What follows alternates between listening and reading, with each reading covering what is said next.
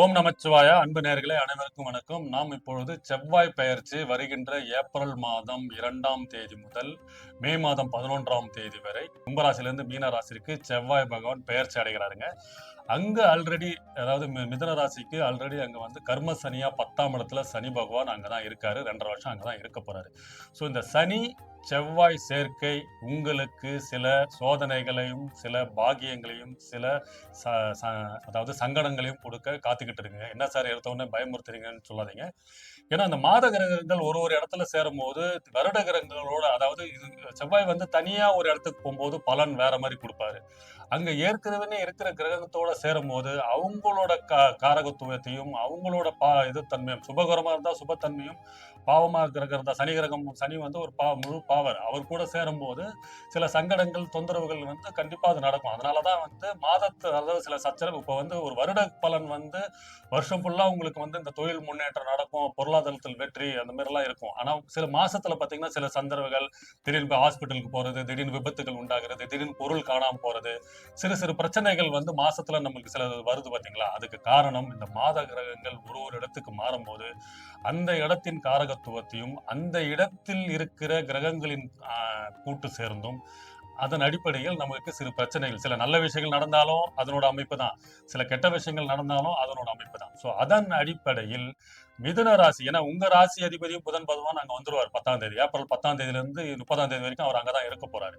So மொத்தமா 4 கிரகம் சனி செவ்வாய் சூரியன் புதன் இங்க 4 பேரும் உங்களோட 10ஆம் இடத்தில் மிதுன ராசிக்கு இருக்கும்போது சில சங்கடங்கள் சச்சரவுகள் தொந்தரவுகள் இருக்க அதுல மட்டும் கொஞ்சம் கவனமாகவும் எச்சரிக்கையாக இருக்கணும்.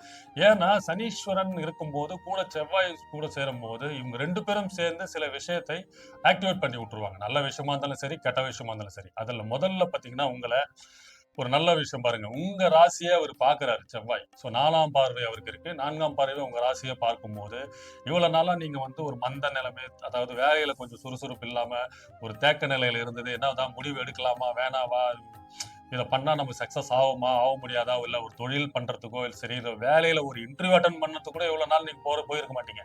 வேலையை முயற்சி பண்றதோ இல்ல தொழில போய் வந்து உற்சாகமா வேலை செய்யற அமைப்பெல்லாம் ஒரு பண்ணலாம்ப்பா அப்புறம் பாத்துக்கலாம்ப்பா என்ற ஒரு ஒரு மந்த நிலையெல்லாம் இந்த செவ்வாய் சனி வந்து வந்துட்டு அங்கிருந்து 4ஆம் பார்வை உங்களே பார்க்கும்போது நீங்க அதுல ஆக்டிவேட் ஆகி கொஞ்சம் சுறுசுறுப்பா இருப்பீங்க. இது கண்டிப்பா நடக்கும் பாருங்க. ஏன்னா இவ்வளவு நாளா ஒரு மந்தத்தன்மை இருக்கிறது காரணம் சனீஸ்வரன் அங்க தனியா இருந்தார். கூட செவ்வாய் வந்துட்டு செவ்வாய் 4ஆம் பார்வை உங்க ராசியை பார்க்கும்போது அதை கொஞ்சம் ஃபாஸ்ட் பண்ணுவார். ஏன்னா செவ்வாய் வந்து கொஞ்சம் வேகம் ரொம்ப ஸ்பீடா இருக்கணும் ஃபாஸ்டா இருக்கணும்ன்ற மாதிரி அமைப்பு கொண்டவர்.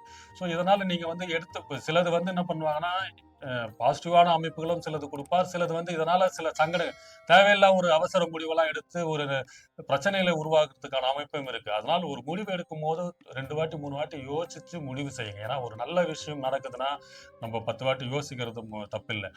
ஏதோ ஒன்று நம்ம யோசிச்சுட்டு ஒரு கெட்ட விஷயம் நடந்ததுன்னா அதனோட பலன் பாதிப்பு நம்மளை பாதிச்சுட்டே இருக்கும். அதனால இந்த முயற்சிகளை உங்களை சக்சஸ் நோக்கி கொண்டு போக வைப்பதும் ஒரு முயற்சி ஸ்தானத்தை ஆக்டிவேட் பண்ணுறது உங்களோட மந்த நிலைமை ஆக்டிவேட் பண்றது உங்களோட முயற்சிகள் உங்களோட அதாவது நடாது இது பண்ணலாமா யோடாமா உங்க தயக்கமாவே இருந்திருப்பீங்க பாத்தீங்களா, அதெல்லாம் மாற்றி உங்களை வேகப்படுத்துவார். சரிங்களா. அடுத்தது பாத்தீங்கன்னா 4ஆம் இடத்தையும் அவர் பார்க்கிறார். ஸோ 4ஆம் இடத்தை பார்க்கும்போது முக்கியமா உங்களோட தாயாரின் தேக ஆரோக்கியத்திலும் உடல் ஆரோக்கியத்திலும் கவனம் ரொம்ப ரொம்ப முக்கியங்க. ஏன்னா மிதுனராசி நேயர்களே உங்களோட 4ஆம் இடத்துல சனீஸ்வரனும் இருக்காரு. ஏன்னா சனீஸ்வரனும் அந்த இடத்த பார்ப்பாரு. செவ்வாயும் அந்த இடத்த பார்க்கும்போது உங்களோட தாயின் ஆரோக்கியத்தில் மிக மிக முக்கியம் கவனம் தேவை. வீட்டுல கொஞ்சம் ஆல்டர்னேஷன் பண்றது, உங்க வாகனத்தில் கொஞ்சம் பழுதுகள் ஏற்படுறது, வண்டி வாகனத்தில் வந்து சில மாற்றங்கள் ஏற்படுது, ரிப்பேர் பண்றது, இந்த அமைப்பெல்லாம் ஏற்படுத்துவார். அதுல கொஞ்சம் செலவுகளும் உண்டாக்கும். சரிங்களா. அதே மாதிரி 8ஆம் பார்வையா உங்களோட 5ஆம் இடத்தை பார்க்கும்போது மாணவர்கள் வந்து படிப்பு விஷயத்துல கொஞ்சம் மந்த நிலைமையா இருப்பீங்க. காலேஜ்ல ஒரு என்ட்ரன்ஸ் எக்ஸாம் எழுதணும்னா சரி இப்ப வேணாம் சார் அப்புறம் போய் பார்த்துக்கலாம் என்ற ஒரு மந்த நிலைமை தேக்க நிலைமை கொடுப்பாரு.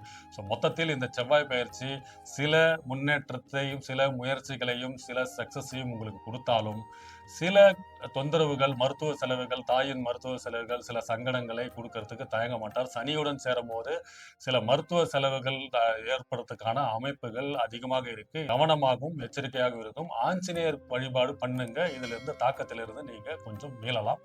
வாழ்க வளமுடன். வணக்கம்.